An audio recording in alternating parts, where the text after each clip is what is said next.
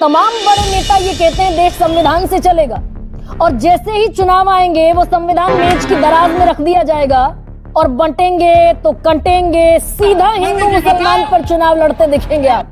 सरकार अपनी जगह है, जब गवर्नेंस की जाती है तो कभी भेदभाव नहीं किया जाता। अगर भेदभाव नहीं है मैं आ रहा हूं, तो मैं आपने प्रधानमंत्री मोदी का जिक्र किया, मैं उन्हीं का बयान कोट कर देती हूँ। उनका वोट बैंक तो एक रहेगा और बाकी लोग आसानी से बट जाएंगे। ये किसका वोट बैंक है? मैं कह रहा हूँ जितने बाबर हैं उनको लात मैं मारूंगा जो बाबर की सोच रखता हूँ देश के अंदर। मैं कह रहा हूँ जो औरंगजेब की मजार पर जाकर चादर चढ़ाते हैं वो बाबर की औलाद है, जिनको राम मंदिर जाते हुए शर्म आती है, जिनको राम मंदिर जाते हुए शर्म आती है, जिनको राम मंदिर जाते हुए शर्म आती है, वो बाबर की औलाद की मजार पर। ऑलराइट गाइस, स्वागत है आप सबका इस चैनल के एक और नए वीडियो में। इस समय हमारे देश में केवल दो ही मुद्दे चल रहे हैं और वो है कटोगे तो बटोगे और समाजवादी पार्टी का पीडीए। इंडिया गठबंधन लगातार पिछड़ा, दलित और अल्पसंख्यक को साथ ला करके चुनाव लड़ने की तैयारी कर रहा है और इसका कार्ड ढूंढने के लिए बीजेपी लेकर के आई है कटोगे तो बटोगे, और यह फार्मूला इनका हरियाणा में चल गया है तो अब इस फार्मूले को ये महाराष्ट्र और झारखंड में भी अप्लाई करना चाहते हैं। आज की डिबेट वीडियो में हम देखने वाले हैं जब एंकर गरिमा सिंह ने बीजेपी प्रवक्ता आरपी सिंह से यह पूछा कि आप बताइए कि कांग्रेस तो 20% की राजनीति करती है और आप भी यह कह रहे हैं कि राहुल गांधी ने भी कश्मीर में कहा था कि कांग्रेस मुस्लिमों की पार्टी है, तो ठीक है मैं आपकी बात को मान लेती हूँ, लेकिन आप ये बताइए कि आप 80-20 में से आप भी तो 80% की राजनीति कर रहे हैं। आप कहां पर लोगों को जोड़ने की यानी कि देश को जोड़ने की बात कर रहे हैं? वो यदि 20% की पॉलिटिक्स कर रहे हैं तो आप भी तो 80% की पॉलिटिक्स कर रहे हैं, और इसका जवाब दीजिए मुझे। गरिमा सिंह के इस क्वेश्चन का तो सीधा जवाब बीजेपी प्रवक्ता नहीं दे पाए, लेकिन वो अनाप शनाप बातें करने लगे और उन्होंने ऐसा बहुत कुछ कहा जिसे आप शायद सुनना भी नहीं पसंद करेंगे। तो आज का वीडियो होने वाला है बहुत इंटरेस्टिंग। यदि वीडियो पसंद आए तो वीडियो को लाइक और चैनल को सब्सक्राइब करना ना भूलिएगा। चलिए वीडियो को शुरू करते हैं। आपके तमाम बड़े नेता ये कहते हैं देश संविधान से चलेगा, और जैसे ही चुनाव आएंगे वो संविधान मेज की दराज में रख दिया जाएगा और बंटेंगे तो कंटेंगे, सीधा हिंदू मुसलमान पर चुनाव लड़ते दिखेंगे आप। चैलेंज स्वीकार करिए गरिमा बहन, एक स्कीम ऐसी बता दीजिए भारत सरकार की या किसी हमारे राज्य सरकार की जहाँ पर ये डिफरेंशिएशन होता हो कि ये मुसलमान के लिए, हिंदू के लिए, इस जाति के लिए, उस जाति के लिए, वो सबके लिए बराबर बेनिफिशियरी स्कीम सबके लिए बराबर है।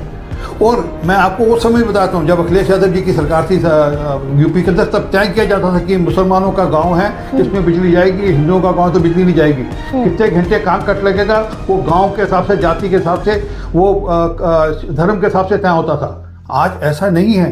तो मैं भी चैलेंज दे रही हूँ ना आरपी सिंह आपको, सुनिए तो सही। अगर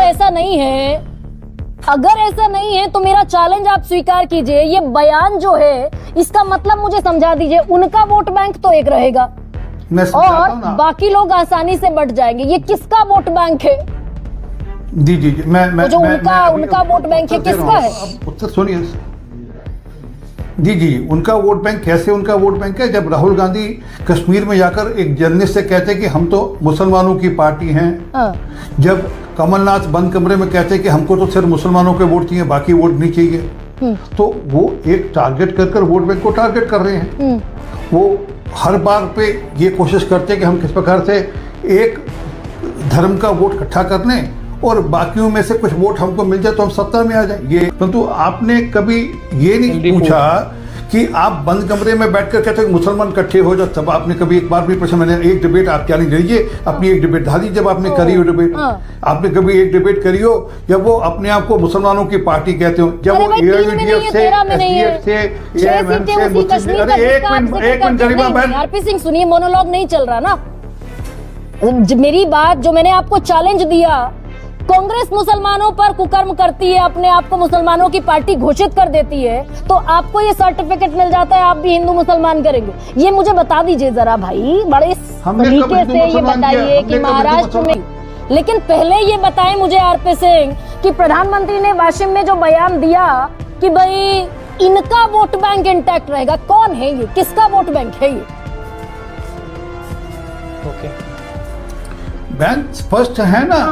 जो लोग एक वोट बैंक को टारगेट कर कर स्कीम्स लॉन्च करते हैं, वो कहते हैं कि मुसलमानों का पहला अधिकार है देश के संसाधनों में। मैंने नहीं कहा था, ये देश के प्रधानमंत्री, तत्कालीन प्रधानमंत्री मनमोहन सिंह जी का बयान है कि मुसलमानों का पहला अधिकार है देश के संसाधनों में। हमने थोड़ा कहा था। तो वो वोट बैंक के मद्देनजर रखते हैं। सरकार जाने के कुछ घंटे पहले दिल्ली की 123 प्रॉपर्टीज वक्फ बोर्ड को दे जाते हैं। देश के अंदर कानून लेकर आते हैं जिसके कारण से अगर कोई झगड़ा हो जाए हिंदू मुसलमान का, तो उसमें दोषी हिंदू होगा, मुसलमान दोषी नहीं होगा, उसमें दोषी हिंदू होगा। तो ये बांटने का काम तो हमने किया नहीं। हमारी तरफ से कोई ऐसा बता दीजिए, एक मिनट, हमारी तरफ से कोई ऐसा कानून बता दीजिए, कोई ऐसा कानून लेकर आए हो कि नहीं सारी देश की सारी प्रॉपर्टी हमने हिंदू मंदिरों को दे दी हो, या हमने कहा नहीं अगर हिंदू मुसलमान का झगड़ा होगा तो उसका दोषी मुसलमान होगा। ऐसा तो नहीं है।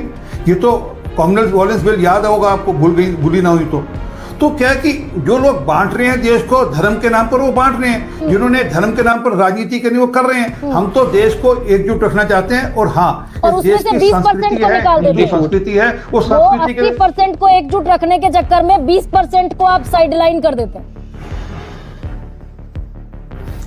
मैं बहन वापस कहता हूं, गरिमा बहन, मेरा चैलेंज स्वीकार करिएगा। भारत सरकार की, हमारे राज्य की कोई एक स्कीम बता दी और मैं आपको बताइए ना भाई, स्कीम जबकि अखिलेश यादव की सरकार थी।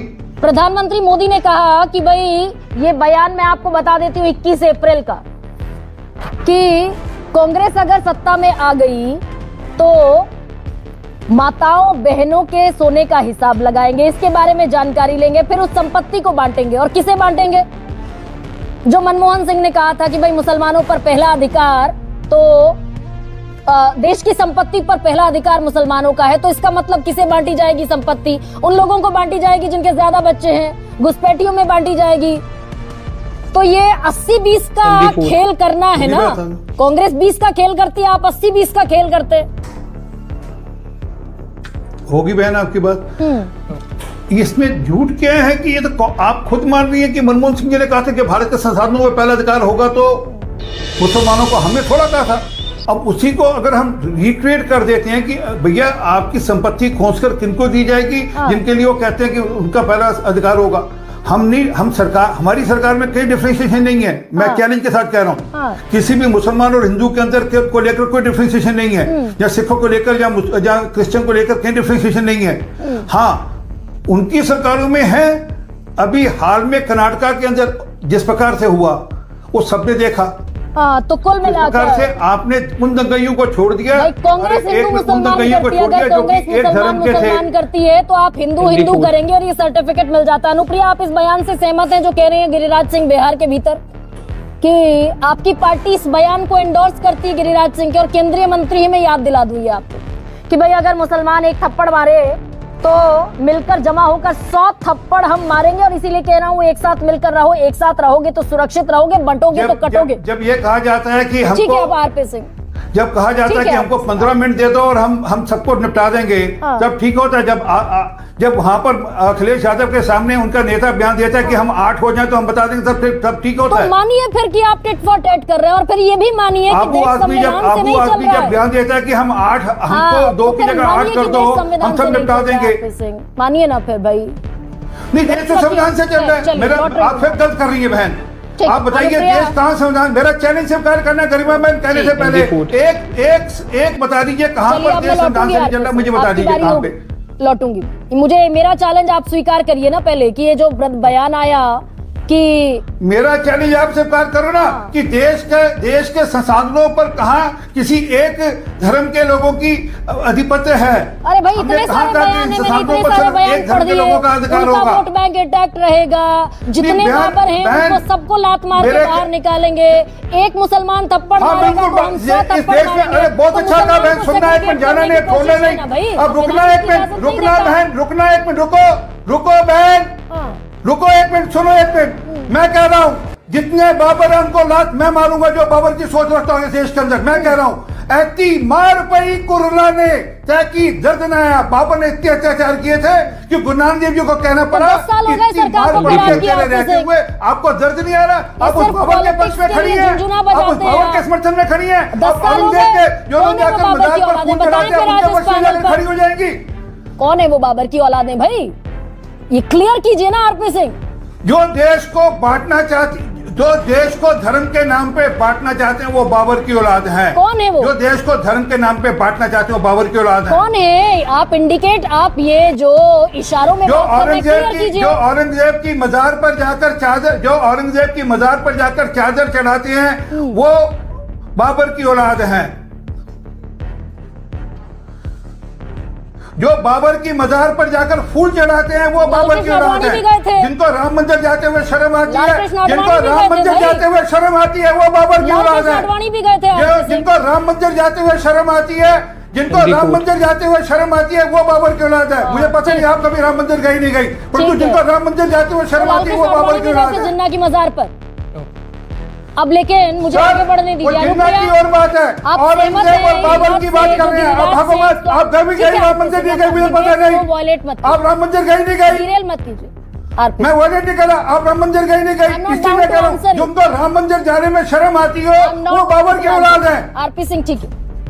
अनुप्रिया, आप इस बयान से सहमत हैं? आई एम टेलिंग यू, आपने पूछा बाबर की औलाद कौन, मैंने बताया बाबर की औलाद कौन है। वीडियो को देखने के बाद आप एक बात तो समझ गए होंगे कि सभी पॉलिटिकल पार्टी चुनाव जीतने के लिए नए नए पॉलिटिक्स के एजेंडे लेकर के आती हैं और जिस पार्टी का पॉलिटिक्स का एजेंडा सक्सेसफुल हो जाता है उसको वो आगे बढ़ा देते हैं और नेक्स्ट चुनाव में भी यूज करने की कोशिश करते हैं कि शायद उनको आगे सक्सेस मिल जाए। तो अब ये तो आने वाले समय में ही पता चलेगा कि जो बीजेपी का कटोगे तो बटोगे का नारा है वो महाराष्ट्र और झारखंड के इलेक्शन में भी काम करेगा या शायद ये हरियाणा का इलेक्शन कांग्रेस की गलती से जीत गए थे। तो ये तो आने वाले समय में पता चलेगा। यदि वीडियो पसंद आए तो वीडियो को लाइक और चैनल को सब्सक्राइब करना ना भूलिएगा। मिलता हूँ ऐसे एक और नए इंटरेस्टिंग वीडियो में, तब तक के लिए थैंक्स फॉर वॉचिंग।